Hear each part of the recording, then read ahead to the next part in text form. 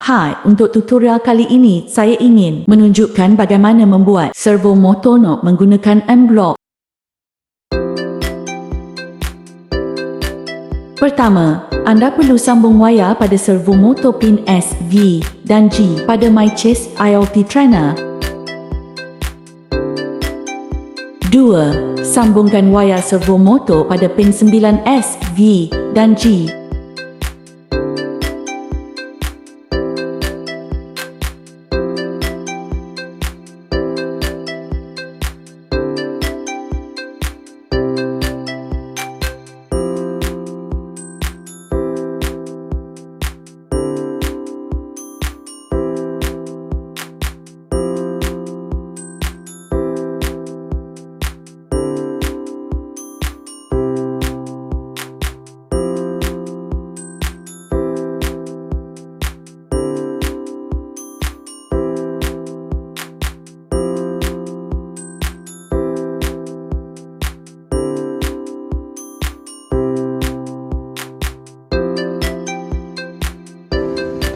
3. Anda perlu sambung wayar pada potentiometer pin S, V dan G pada Mycest IoT trainer.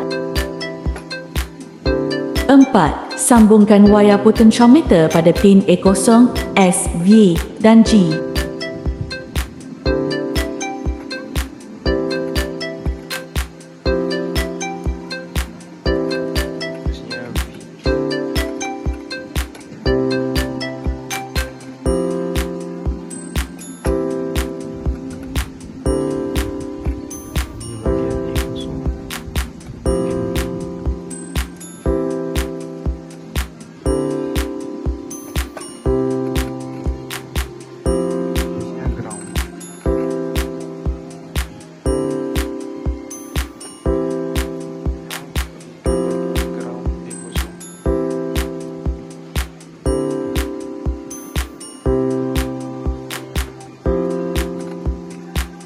5. Sambungkan wayar USB pada Mycest IoT trainer.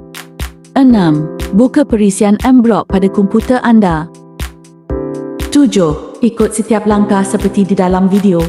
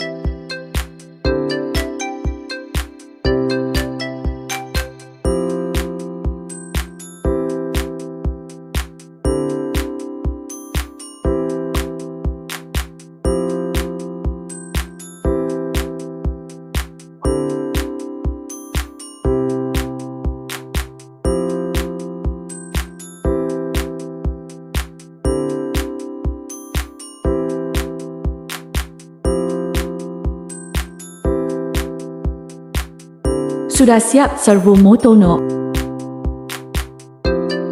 Terima kasih kerana menonton.